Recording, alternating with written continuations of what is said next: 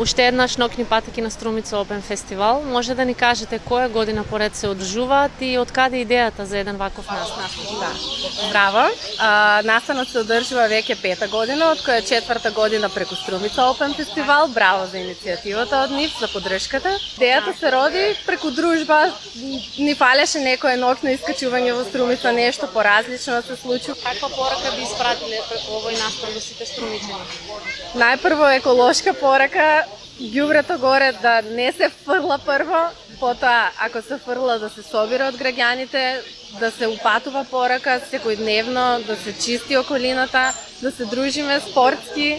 Па сакаме да испратиме порака дека овдека имаме услови за колку толку услови за спортување и за рекреирање во текот на денот и во текот на ноќта, поготово во летните термини. Затоа овдека не е ноќта, кое што нели со соодветна оправа можеме да ги користиме сите терени за да рекреираме и спортуваме.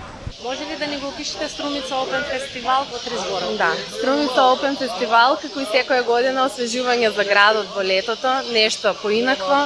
Како го доживуваме Струмица Опен? Па пред се спорт, култура и музика. Ви благодарам. Благодарам на вас.